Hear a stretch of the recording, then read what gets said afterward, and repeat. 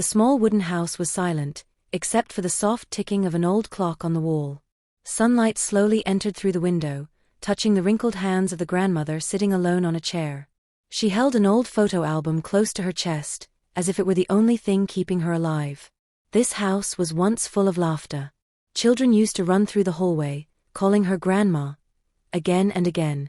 Her husband's voice once filled these rooms with warmth and love. But today, everything was quiet. The grandmother gently opened the album.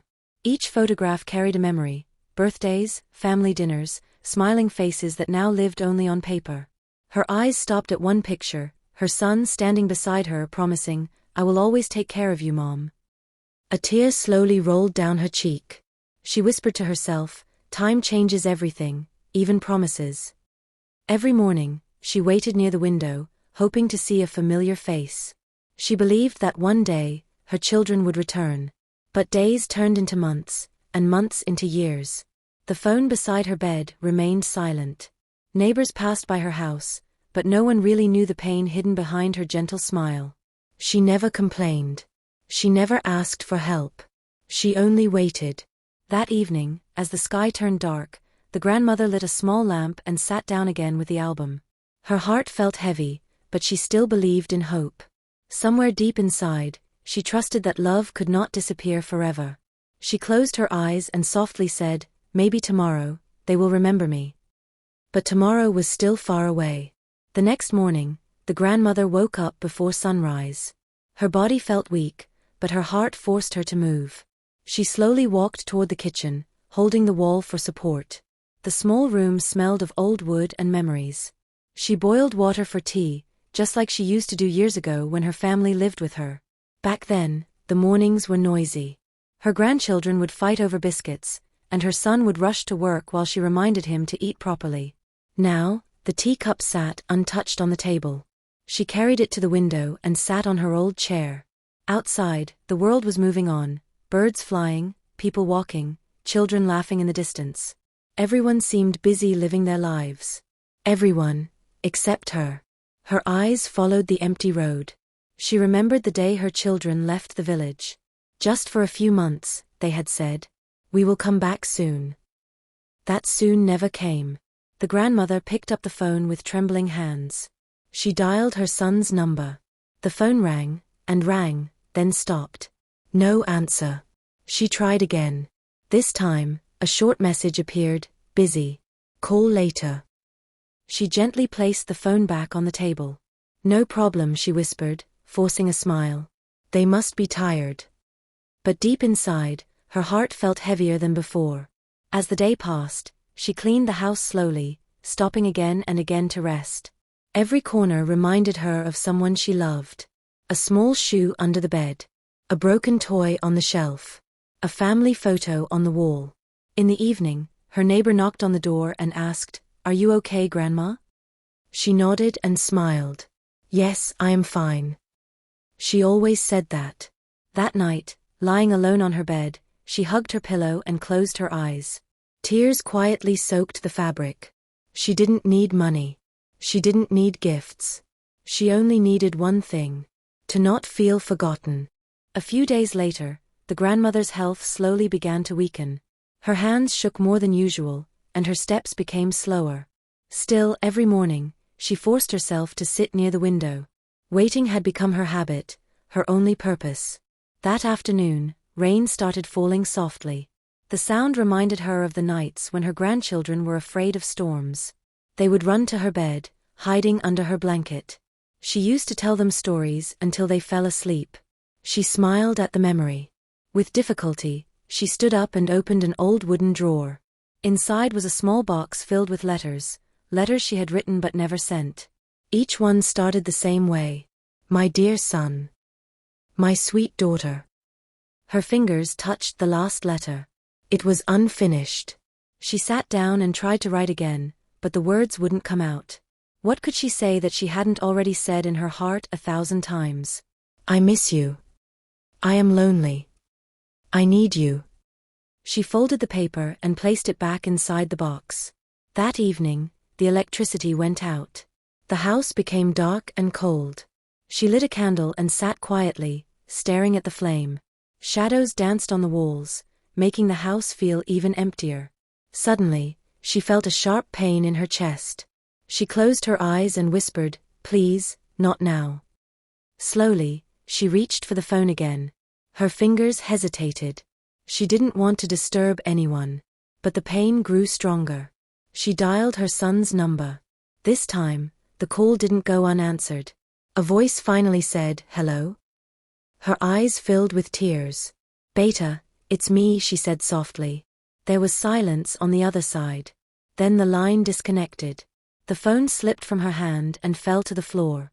She sat there in the darkness, holding her chest, wondering if anyone would come. Or if she was truly alone. Morning light entered the room, but the grandmother had not slept all night. Her body was exhausted, and her heart felt broken in ways she could not explain. She slowly picked up the phone from the floor and looked at it for a long time. No missed calls. No messages. She sighed deeply. With great effort, she got ready and decided to walk to the nearby clinic. Every step felt heavy, but she refused to give up. On the way, people passed her without noticing. She was just another old woman in the crowd. At the clinic, the doctor checked her and gently said, "You need rest, and someone to stay with you." She nodded silently. "Do you have family?" the doctor asked. "Yes," she replied softly. "Ido." But her eyes told a different story. When she returned home, she sat on her chair and looked around the house. Everything felt unfamiliar, as if the walls themselves were tired of waiting with her. She opened the photo album once more. Her fingers stopped at a picture of her grandchildren smiling brightly. "Do you remember me?" she whispered. Outside, children were playing and laughing. Their voices echoed through the window, piercing her heart. She closed the album and hugged it tightly. That night, she made a small decision. She took out a clean sheet of paper and began writing slowly. "If you ever read this, please know that I loved you more than words can say." Her handwriting was shaky, but her heart was calm. For the first time in years, she stopped waiting. She lay down on her bed, staring at the ceiling, wondering what tomorrow would bring. Hope. Or goodbye. The night was unusually quiet. The grandmother lay awake on her bed, listening to the sound of her own breathing. Each breath felt heavier than the last. The letter she had written rested on the small table beside her, folded carefully, like a piece of her heart left behind. Memories filled her mind. She remembered holding her son for the first time, promising to protect him from the world. She remembered sleepless nights, school days, scraped knees, and warm hugs. She had given everything she had, her strength, her youth, her life. Now, all she asked for was one moment of love. Slowly, she sat up and reached for the photo album again. Her hands trembled as she turned the pages. She spoke to the pictures as if they could hear her. "I never asked for much," she whispered. "I only wanted to grow old with you near me." Tears streamed down her face, but she didn't wipe them away. Outside, the wind blew softly, shaking the old windows. The house felt colder than ever. She pulled the blanket closer, trying to comfort herself. Suddenly, her phone buzzed. Her heart skipped a beat. With shaking hands, she picked it up. A message appeared on the screen. "Sorry, Mom. Busy today. We'll call later." Her eyes stayed fixed on the words. Later. She smiled weakly. "It's okay," she whispered, though no one was listening. She placed the phone back on the table and turned toward the wall. Her body felt tired, her soul even more. As the night grew deeper, her breathing became slower. She closed her eyes and thought of one last wish, to hear someone call her grandma one more time. A single tear fell onto the pillow. The room fell silent. But somewhere far away, a phone kept ringing. Unanswered. Morning arrived quietly, but the grandmother did not wake up. Sunlight entered through the window and rested gently on her face, as if trying to comfort her. The room was still. Too still. Her neighbor noticed that the door had not opened, as it always did. A strange fear grew in her heart. She knocked once, then again. No answer. The door slowly opened. The grandmother lay on her bed, her hands folded peacefully on her chest. Her eyes were closed, and her face carried a calm expression, as if all the pain had finally left her. The neighbor covered her mouth in shock. On the small table beside the bed, there was a folded letter and an old photo album. News spread quickly through the village.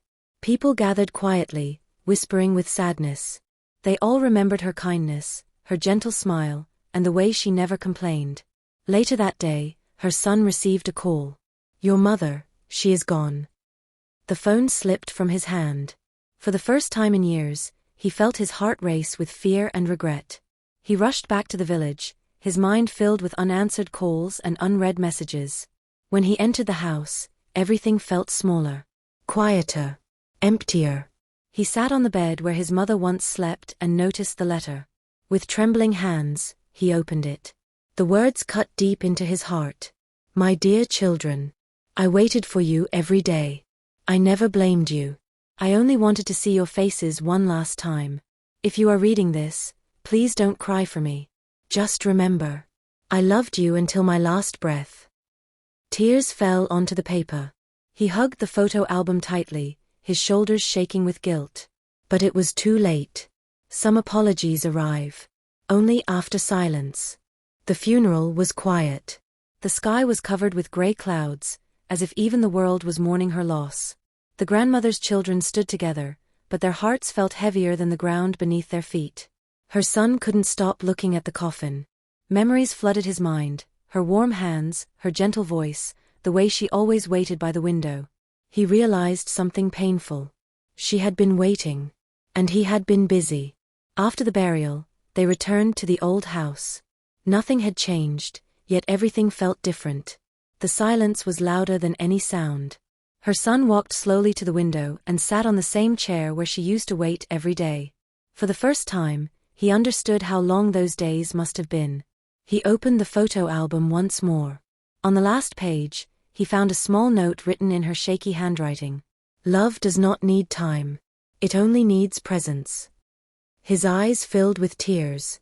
That night, he called his own children and asked them to come sit with him. He didn't want to repeat the same mistake. He didn't want another heart to break in silence. The house that once felt empty now carried a new lesson, one that came too late for her, but not too late for others. Some people don't need gifts. They don't need money. They only need time. Before time runs out. The grandmother's story ended that day, but her message lived on, in every heart that learned to stop being busy and start being present. If you still have someone waiting for you, don't wait until it's too late. Story the end.